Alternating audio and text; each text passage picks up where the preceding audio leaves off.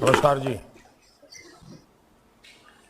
Sir नमस्कार। मैं Indu Shekhar Chaturvedi, secretary MNRE. आपकी अनुमति हो तो इस कार्यक्रम की शुरुआत करें। मैं माननीय प्रधानमंत्री जी का इस वेबिनार में स्वागत करता हूं। हम सब आपके आभारी हैं कि आपने अपने व्यस्त कार्यक्रम से वेबिनार के लिए समय निकाला। मैं इस वेबिनार में उपस्थित सभी माननीय मंत्रीगण एवं अन्य महानुभावों का भी स्वागत करता हूं।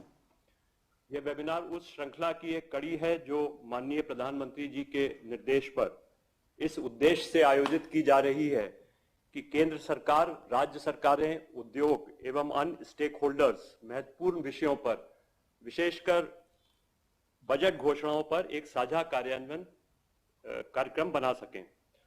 इस वेबिनार का विषय एनर्जी फॉर सस्टेनेबल ग्रोथ है। ये अत्यंत ही महत्वपूर्ण है। एनर्जी को विकास का आधार कहा जा सकता है और सस्टेनेबिलिटी क्लाइमेट चेंज की समस्या से निपटने के लिए आवश्यक है। विगत कुछ वर्षों में भारत ने ऊर्जा के क्षेत्र में तेज प्रगति की है। मैं यहाँ एक दो उदाहरण इसके देना चाहूँगा। हर घर तक बिजली पहुँचाने का कार्यक्रम कुछ वर्ष पूर्व पूरा कर लिया गया। ऊर्जा क्षेत्र में अन्य तमाम सुधार किए गए हैं। रिन्यूएबल एनर्जी में देश ने पिछले कुछ सालों में बड़ी बड़ी उपलब्धियां हासिल की हैं। एक उदाहरण इसका ये कि सौर ऊर्जा की स्थापित क्षमता जो 2014 में 2.5 गीगावाट थी, आज बढ़ के 52 गीगावाट हो चुकी है। सोलर टैरिफ जो एक दशक पहले लगभग 12-13 रुपए पर यूनिट था, आज लगभग 2 रुपए 15 पैसे पर यूनिट हो गया है। वित्तीय वर्ष 2022-23 के बजट में ऊर्जा के क्षेत्र में बहुत सी घोषणाएं हैं। एक उदाहरण इसका ये सोलर मॉड्यूल्स के उत्पादन के लिए 19,500 करोड़ रुपए का प्रावधान किया गया है। इस प्रकार की सभी घोषणाओं को आगे ले जाने के लिए इस वेबिनार का आयोजन किया जा रहा है। इसमें ऊर्जा के क्षेत्र से किसी न किसी रूप से जुड़े हुए 7 मंत्रालय भाग ले रहे हैं। विद्युत मंत्रालय, पेट्रोलियम और प्राकृतिक गैस मंत्रालय, नवीन और नवीकरणीय ऊर्जा मंत्रालय, कोयला मंत्रालय, खान मंत्रालय, विदेश मंत्रालय और पर्यावरण, वन एवं जलवायु परिवर्तन मंत्रालय। यह, जैसा मैंने कहा, यह वेबिनार विशेष रूप से बजट घोषणाओं के क्रियान्वयन पर केंद्रित है। हमारा प्रयास ये होगा कि वेबिनार के माध्यम से बजट 2022-23 के प्रावधानों पर तेज प्रगति के लिए हम एक कार्य योजना बनाएं। इन्हीं शब्दों के साथ मैं पुनः माननीय प्रधानमंत्री जी का स्वागत करता हूं और उनको आमंत्रित करता हूं कि वो हमें संबोधित कर हमारा मार्गदर्शन करें। नमस्कार। एनर्जी फॉर सस्टेनेबल ग्रोथ, ये हमारी पुरातन परंपराओं से भी प्रेरित है और भविष्य की आवश्यकताओं, आकांक्षाओं की पूर्ति का मार्ग भी है। भारत का क्लियर विजन है कि sustainable growth sustainable energy sources से ही संभव है। ग्लासगो में हमने 2070 तक नेट जीरो के स्तर तक पहुंचने का वायदा किया है। मैंने COP26 में सस्टेनेबल लाइफस्टाइल को बढ़ावा देने के लिए भी लाइफ मिशन की बात कही थी, यानी लाइफस्टाइल फॉर एनवायरनमेंट का विजन सामने रखा था। हम इंटरनेशनल सोलर अलायंस जैसे ग्लोबल कोलैबोरेशन को नेतृत्व भी दे रहे हैं। नॉन फॉसिल एनर्जी कैपेसिटी में हमारा टारगेट अपने लिए 500 गीगावाट है। 2030 तक अपनी इंस्टॉल एनर्जी कैपेसिटी का 50% हमें नॉन फॉसिल एनर्जी से हासिल करना है। भारत ने अपने लिए जो भी टारगेट सेट किए हैं उसे मैं चैलेंज की तरह नहीं बल्कि एक अपॉर्चुनिटी की तरह देखता हूं। इसी विजन पर भारत बीते वर्षों से चल रहा है और इस बजट में इनको पॉलिसी लेवल पर और आगे बढ़ाया गया है। फ्रेंड्स, इस बजट में सोलर एनर्जी की दिशा में high efficiency solar module manufacturing के लिए 19,500 करोड़ रुपए की घोषणा की गई है। इसे सोलर मॉड्यूल्स और इससे जुड़े प्रोडक्ट्स की मैन्युफैक्चरिंग और R&D में भारत को ग्लोबल हब बनाने में मदद मिलेगी। साथियों, हमने नेशनल हाइड्रोजन मिशन की भी घोषणा की है। भारत के पास प्रचुर मात्रा में उपलब्ध रिन्यूएबल एनर्जी पावर के रूप में एक इनहेरेंट एडवांटेज है। इससे भारत विश्व में ग्रीन हाइड्रोजन का हब बन सकता है। हाइड्रोजन इकोसिस्टम फर्टिलाइजर, रिफाइनरीज और ट्रांसपोर्ट सेक्टर से इंटरकनेक्टेड है। एक ऐसा क्षेत्र है जिसमें प्राइवेट सेक्टर द्वारा इनोवेशंस को बढ़ावा दिया जाना चाहिए ताकि भारत की पूरी क्षमता का उपयोग किया जा सके। साथियों, रिन्यूएबल एनर्जी के साथ एक बड़ा चैलेंज एनर्जी स्टोरेज को लेकर भी है। इसके लिए भी सॉल्यूशन तलाशने के लिए बजट में स्टोरेज कैपेसिटी में ग्रोथ को बनाए रखने वाली बड़ी प्रायोरिटी दी गई है। इस वर्ष के बजट में बैटरी स्वैपिंग पॉलिसी और इंटर ऑपरेटेबिलिटी स्टैंडर्ड्स के बारे में प्रोविजन किए गए हैं। इनसे भारत में इलेक्ट्रिक व्हीकल के इस्तेमाल में आने वाली दिक्कतें कम होगी। प्लग इन चार्जिंग में ज्यादा समय और ज्यादा कीमत लगती है, क्योंकि इलेक्ट्रिक व्हीकल की कीमत में 40-50% बैटरी की कीमत होती है। इसलिए स्वैपिंग से इलेक्ट्रिक व्हीकल की अपफ्रंट कॉस्ट कम हो जाएगी। ऐसे ही चाहे मोबाइल की बैटरी हो या फिर सोलर पावर स्टोरेज, इस क्षेत्र में भी बहुत सी संभावनाएं हैं। इन पर भी मैं समझता हूं हम सब मिलकर के काम कर सकते हैं। साथियों, सस्टेनेबिलिटी के लिए एनर्जी प्रोडक्शन के साथ ही एनर्जी सेविंग भी उतनी ही आवश्यक है।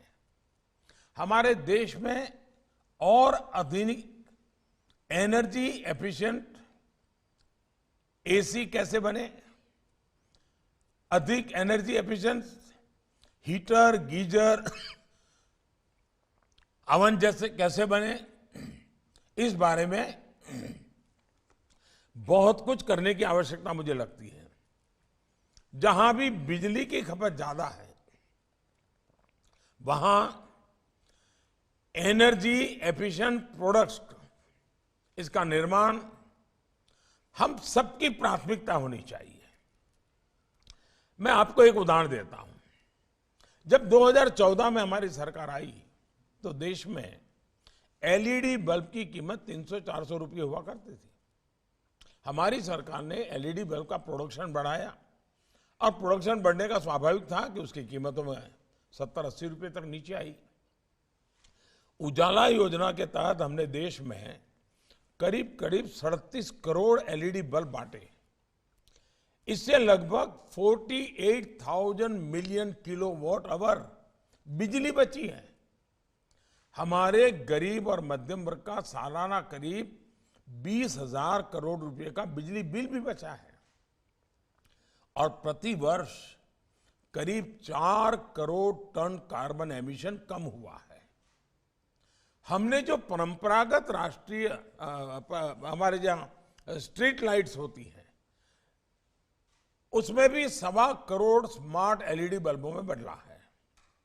उससे भी हमारी जो स्थानीय निकाय हैं, नगर पालिका, महानगर पालिका, जहां पंचायतों में इस प्रकार के स्ट्रीट लाइट है, अब तक जितना काम हुआ है उसमें साल का 6,000 करोड़ रुपया बिजली के बिल में बचत हुई है इन नगर पालिकाओं को। इससे भी बिजली बची है और करीब 25 लाख टन कार्बन एमिशन भी कम हुआ है। आप कल्पना कर सकते हैं कि इस एक योजना ने पर्यावरण की कितनी बड़ी रक्षा की है। साथियों, कोल गैसिफिकेशन कोयले का एक विकल्प के रूप में हम सोच सकते हैं। इस साल के बजट में कोल गैसिफिकेशन के लिए 4 पायलट प्रोजेक्ट्स रखे गए हैं, जिसमें टेक्निकल और फाइनेंशियल वायबिलिटी प्राप्त करने को बल मिलेगा और इसमें इनोवेशंस की जरूरत है। और मैं चाहता हूं कि इस क्षेत्र में काम करने वाले लोग कोल गैसिफिकेशन को भारत की आवश्यकता के अनुसार इनोवेशन के साथ कैसे आ सकते हैं, हमने प्रयास करना चाहिए। ऐसे ही आप देखते हैं बड़े मिशन मोड में इथेनॉल ब्लेंडिंग को भी निरंतर बढ़ावा दे रही है। इस बजट में अनब्लेंडेड फ्यूल पर एक्स्ट्रा डिफरेंशियल एक्साइज ड्यूटी का प्रोविजन किया गया है। हमें अपनी शुगर मिल्स और डिस्टिलरीज को और अधिक आधुनिक बनाने की जरूरत है। इसमें भी टेक्नोलॉजी अपग्रेडेशन आवश्यक है। इसके लिए हमें ऐसे डिस्टिलिंग प्रोसेसेस पर काम करना होगा जिनसे पोटाश और कंपोस्ट बायोगैस जैसे बाय प्रोडक्ट्स भी हमें अतिरिक्त प्राप्त हो। कुछ सप्ताह पहले मैंने वाराणसी में और अभी कुछ दिन पहले इंदौर में भी गोवर्धन प्लांट का उद्घाटन किया है।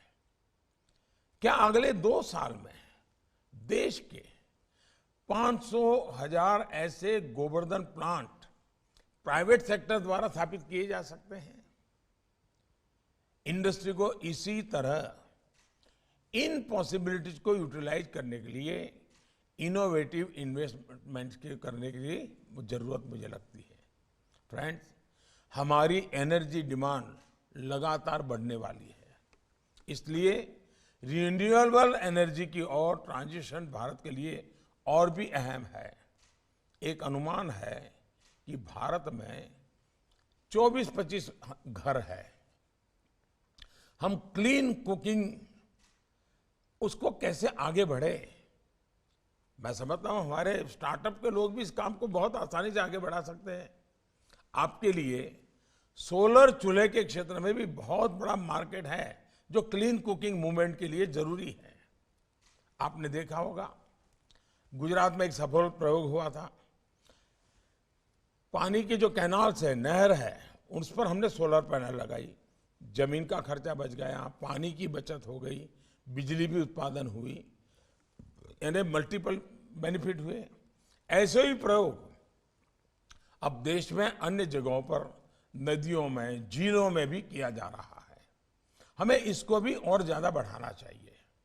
एक और काम घरों में किया जा सकता है। घर में जहां बाग बगीचा होता है या फिर बालकनी होती है, क्या हम जो गार्डनिंग का कंसेप्ट है उसमें एक सोलर ट्री, हर परिवार का अपना एक सोलर ट्री हो, वैसा एक नया कंसेप्ट डेवलप कर सकते हैं जो घर की 10-15% 20% भी बिजली में वो सोलर ट्री मदद कर सकती है। और घर की पहचान भी बन जाएगी कि भाई ये सोलर ट्री वाला घर है, यानी ये एनवायरनमेंट के प्रति जागरूक नागरिकों का घर है। एक समाज में विशेष क्रेडिबल सोसाइटी के रूप में हम डेवलप हो सकते हैं और इसको बड़ा इजीली और बड़ा ब्यूटीफुल भी बनाया जा सकता है।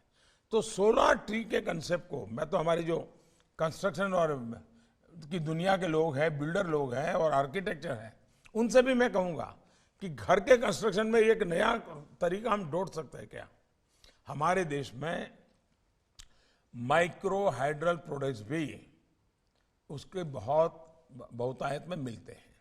उत्तराखंड हो, हिमाचल में हम देखते हैं कि घराट नाम की पंचक्की बहुत होती है। माइक्रो हाइड्रल प्रोजेक्ट्स पर और रिसर्च करके हम इनके इस्तेमाल से भी बिजली उत्पादन कैसे बढ़ा सकते हैं, इस पर भी काम किया जाना चाहिए। दुनिया में हर प्रकार की प्राकृतिक संपदा की, नेचुरल रिसोर्सेज की शॉर्टेज होती जा रही है।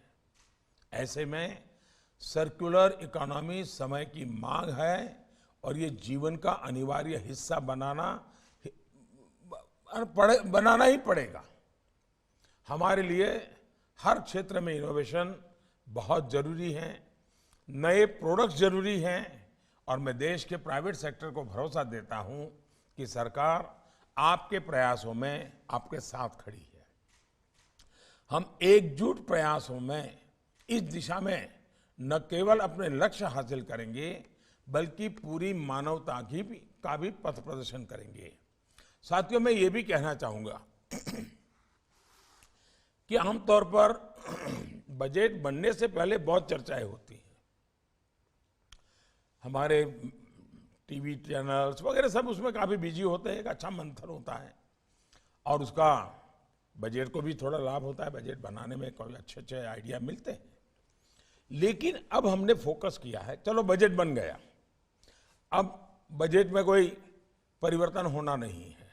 पार्लियामेंट की वो अमानत होती है, पार्लियामेंट तय करती है। हमारे पास 2 महीने का समय होता है बजट इंप्लीमेंट करने के लिए 1 अप्रैल से। इस 2 महीने का उपयोग हम इंप्लीमेंटेशन के रोड मैप पर बल कैसे दें और योजना अच्छे से अच्छे ढंग से कैसे हम लागू करें, बजट का अच्छे से अच्छे ढंग से उपयोग कैसे करें। सरकार की सोचने का तरीका और फील्ड में काम करने वाले व्यापार जगत के तरीके में काफी अंतर होता है। इस सेमिनार से उस अंतर को पाटने का प्रयास है। जो स्टेक होल्डर्स हैं उनकी थिंकिंग प्रोसेस और सरकार में जो निर्णय करते हैं उनकी थिंकिंग प्रोसेस, उसमें अंतर विरोध नहीं होना चाहिए, उसमें फासला भी नहीं होना चाहिए। अगर ये होता है तो चीजें बहुत जल्दी लागू होती है। कभी कभार एक आध वाक्य ऐसा आ जाता है फाइल में कि फिर उसको करेक्ट करने में 6-6, 8-8 महीने लग जाते हैं, बजट का टाइम ही पूरा हो जाता है। हम इन गलतियों से बचना चाहते हैं और इसलिए ये जो हम वेबिनार कर रहे हैं उसमें हम सरकार की तरफ से आपको ज्ञान परोसने के लिए नहीं कर रहे हैं। हम बजट क्या है वो समझाने के लिए नहीं कर रहे हैं, हमसे ज्यादा समझ आप समझ चुके हैं।